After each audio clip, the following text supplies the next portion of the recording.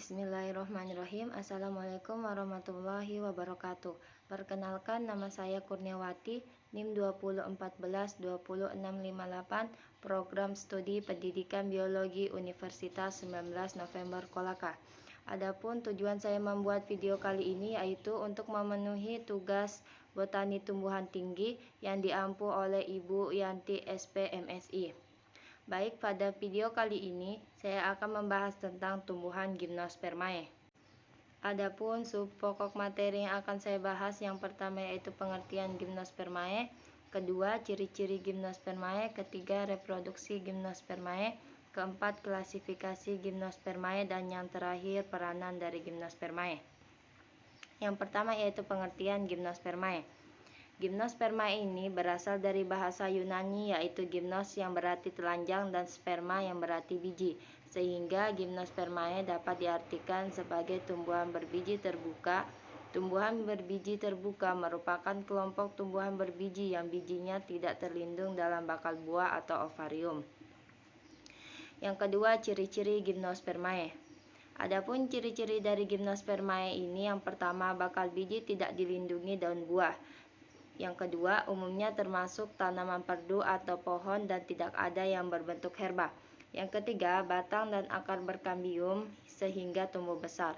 Akar dan batang ini selalu tumbuh menebal. Yang keempat, memiliki bentuk akar tunggang. Yang kelima, daun sempit, tebal, dan kaku. Yang keenam, tidak mempunyai bunga sejati. Yang ketujuh, alat kelamin terpisah. Serbuk sari ada di strobilus jantan dan sel telur ada di strobilus betina. Yang kedelapan, memiliki klorofil untuk fotosintesis, dan yang kesembilan, memiliki batang tegak, lurus, dan bercabang. Yang ketiga, reproduksi Gymnospermae. Tanaman biji terbuka menghasilkan heterospora yang bersifat megaspora dan mikropori. Mikropori ini dikonversi menjadi mikrogametofit atau gametofit jantan yang mengandung serbuk sari, sementara megaspora berkembang menjadi megagametofiten atau gametofiten betina. Di dalam sel telur atau megaspora terdapat kantong untuk serbuk sari atau polen chamber dan struktur saluran sperma atau mikrofilm yang menggantikan fungsi bunga-bunga sebagai organ reproduksi wanita. Setelah serbuk sari dilepaskan, butir serbuk sari menjadi spermatozoa. Jika serbuk sari ini melekat pada sel telur, sperma akan memasuki sel telur melalui tong serbuk sari, dan ketika terjadi pembuahan, zigot terbentuk yang berkembang menjadi embrio dan biji. Jika benih jatuh di tempat yang tepat, benih akan tumbuh dan berkembang menjadi tanaman baru. Yang keempat, klasifikasi Gymnospermae. Klasifikasi Gymnospermae ini terbagi menjadi 4 kelas, yaitu kelas Cicadidae, kelas Gingodidae, kelas Conifer, dan yang terakhir kelas Genotophyta. Kelas Cicadidae, yang dimana tumbuhan Cicadidae ini memiliki penampakan yang mirip dengan tumbuhan palem, hanya saja mereka memiliki alat reproduksi yang berbentuk seperti strobilus dan berbiji terbuka. Cicadidae ini dapat tumbuh dan mudah ditemukan di Amerika Selatan, Australia, Jepang bagian selatan, Cina bagian barat, Madagaskar, dan India. Mereka dapat tumbuh dalam pohon atau semak dengan pertumbuhan yang lambat karena menggugurkan daunnya. Cicadidae ini memiliki karakteristik lain seperti memiliki pembuluh dan biasa disebut daun bersisik, tergolong dalam tumbuhan dioecious. Contohnya dari kelas ini ialah cicas rumpi atau dikenal sebagai pakis haji atau akar bunga karang. Selanjutnya kelas Gingodidae. Anggota dari divisi Gingophyta yang masih ada hingga kini ialah Ginkgo biloba atau Ginkgo. Tumbuhan Ginkgo ini berasal dari Cina. Tumbuhan Ginkgo berupa pohon besar yang mana ketinggiannya bisa mencapai lebih dari 30 meter. Daunnya bertangkai panjang serta lebar menyerupai kipas dengan belahan yang berlekuk pada bagian dalam. Tulang daun menggarpu. Tumbuhan Ginkgo ini berumah dua atau alat kelamin jantan serta betina tidak berada dalam satu pohon. Tumbuhan ini mempunyai biji yang berkulit keras, berwarna kuning, berukuran kira-kira sebesar kelereng, serta mempunyai aroma yang tidak enak. Selanjutnya kelas Conifer. Tumbuhan konifer pada kelas Gymnospermae ini merupakan tumbuhan yang memiliki alat reproduksi terpisah antara jantan dan betina.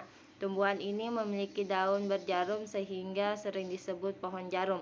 Beberapa tumbuhan konifer biasanya berbentuk pohon dan ada sebagian yang perdu. Contoh tumbuhan Gymnospermae kelas konifer ini adalah Pinus atau Pinus sp dan Damar actis alba. Tanaman konifer ini memiliki perkembangbiakan dengan rujung dan berumah satu. Pada bagian rujung jantan memiliki ukuran yang lebih kecil dibanding rujung betina. Kemudian bentuk rujung jantan memiliki sisik penghasil serbuk sari yang kecil, sedangkan pada rujung betina memiliki sisik yang lebih besar, agak berkayu sehingga lebih banyak sisik. Yang selanjutnya kelas Genotophyta. Divisi Genotophyta mempunyai strobilus jantan yang tersusun secara majemuk, daunnya berhadapan. Seluruh pembuluh ada pada kayu sekunder, tidak ada saluran resin. Contoh dari divisi ini yaitu Genetum genemon atau biasa disebut dengan melinjo. Alat kelaminnya ada pada satu pohon atau berumah satu, namun letak bunga jantan dan bunga betina terpisah. Bijinya berbentuk bulat serta biasanya akan berubah menjadi warna merah ketika sudah masak. Yang kelima yaitu peranan Gymnospermae. Adapun peranan dari Gymnospermae yang pertama cemara, yang biasanya digunakan sebagai bahan bangunan untuk membuat rumah. Yang kedua, manfaat yang dapat diperoleh dari pohon damar diantaranya adalah kayunya yang dapat dimanfaatkan dalam pembangunan. Getahnya dimanfaatkan dalam industri plastik, industri tekstil, dan industri cat. Pohon damar ini juga dapat dijadikan sebagai obat HIV, penyakit sakit gigi, luka bakar, dan gangguan pada telinga dan mata Gramets. Yang ketiga, tanaman pakis haji biasanya dibudidayakan sebagai tanaman hias atau sebagai tanaman biasa yang ditanam di pekarangan rumah. Manfaat yang dapat diperoleh sangat banyak diantaranya yaitu obat infeksi dan mencegah osteoporosis. Dan yang keempat, beberapa manfaat yang dapat diperoleh dari pohon pinus diantaranya adalah getahnya dapat diolah sebagai bahan utama dalam pembuatan sabun dan cat. Selain itu juga dapat dimanfaatkan dalam industri parfum.